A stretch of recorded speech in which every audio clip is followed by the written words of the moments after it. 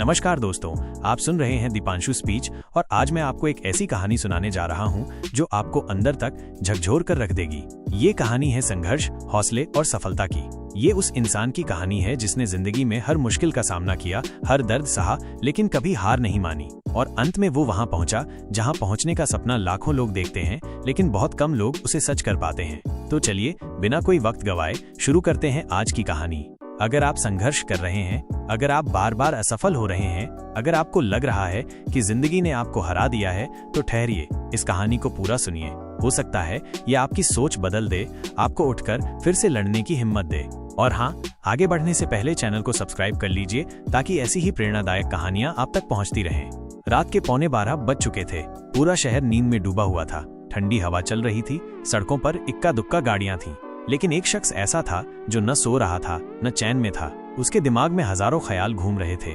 कुछ दिन पहले ही उसे अपनी जिंदगी की सबसे बड़ी सफलता मिली थी। वो सरकारी नौकरी में चयनित हो चुका था। माता पिता की आंखों में गर्व था, दोस्तों ने उसकी पीठ थपथपाई थी। उसने खुद को एक नई दुनिया में प्रवेश करते हुए देखा था। ये कहानी है प्रशांत उइके की, एक लड़का जिसने अपने दम पर अपनी तकदीर लिखी, जिसने गिरकर संभलना सीखा, जिसने दर्द सहा लेकिन हार नहीं मानी। 20 साल की उम्र में ही वो डीएसपी बन गए थे। पूरे गांव में जश्न था, घरवालों की आंखों में गर्व के आंसू थे। माँ रोते हुए बेटे को गले लगा रही थी, पिता हर किसी को मिठाई बांट रहे थे। लेकिन इस खुशी के बीच एक सवाल था, इतनी कम उम्र में इतनी बड़ी जिम्मेदारी, क्या वो इसे संभाल पाएंगे? प्रशांत को खुद पर भरोसा था। उन्होंने मन ही मन ठान लिया था, ये तो बस शुरुआत है, मुझे और आगे जाना है। लेकिन किस्मत को कुछ और ही मंजूर था। एक दिन सड़क पर तेज रफ्तार से आती एक गाड़ी और अगले ही पल जोरदार टक्कर। चारों तरफ अफरा तफरी मच गई, भीड़ इकट्ठा हो गई।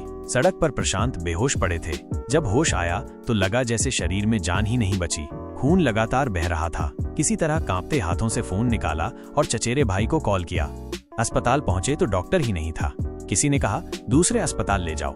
दर्द असहनीय था, खून निकल रहा था, लेकिन कोई जल्दी में नहीं था। जब तक दूसरी जगह पहुंचे हालत और बिगड़ चुकी थी। ऑपरेशन थिएटर में ले जाया गया। रीढ़ की हड्डी में इंजेक्शन दिया गया।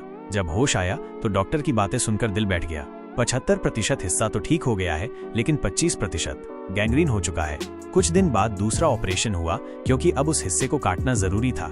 सोचिए, कल तक जो लड़का वर्दी पहनकर सिस्टम चला रहा था, आज वो व्हीलचेयर पर बैठने के लिए भी मोहताज था। हर रात यही ख्याल आता, अब क्या होगा? करियर खत्म, जिंदगी यहीं रुक गई। डीएसपी की नौकरी छोड़नी पड़ी। पिता की आंखों में चिंता थी, लेकिन उन्होंने बेटे से कुछ नहीं कहा। बस हमेशा की तरह उसके सिर पर हाथ रखा और बोले, तू हिम्मत मत हारना।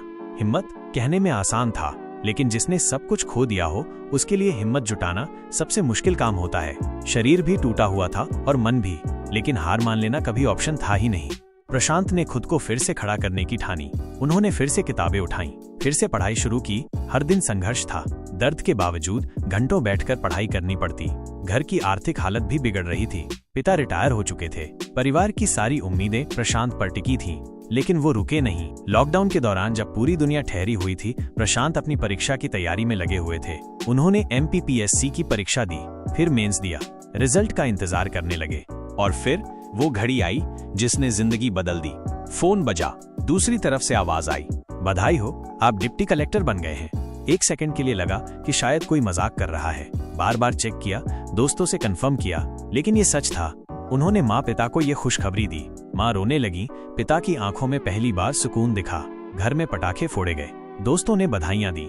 वो लड़का जो अस्पताल में व्हीलचेयर के लिए तरस रहा था, आज प्रशासन की सबसे ऊंची कुर्सियों में से एक पर बैठा था। लेकिन कहानी यहीं खत्म नहीं हुई। प्रशांत को ये एहसास हुआ कि उनका संघर्ष सिर्फ उनके लिए नहीं था। उन्होंने लोगों की मदद करने की ठानी। उन्होंने ऐसे लोगों को प्रेरित करना शुरू किया जो अपनी जिंदगी में हार मान चुके थे। आज प्रशांत उइके सिर्फ एक डिप्टी कलेक्टर नहीं है, बल्कि लाखों लोगों के लिए प्रेरणा बन चुके हैं। उन्होंने अपनी जिंदगी से ये साबित कर दिया, सपनों की राह में गिरना कोई गुनाह नहीं, लेकिन गिरकर उठने का हौसला ही इंसान को कामयाब बनाता है। अगर ये कहानी आपको प्रेरित कर पाई हो तो वीडियो को लाइक करें और चैनल दीपांशु स्पीच को सब्सक्राइब करें। ऐसी ही सच्ची और प्रेरणादायक कहानियां आपको मिलती रहेंगी। दी एंड।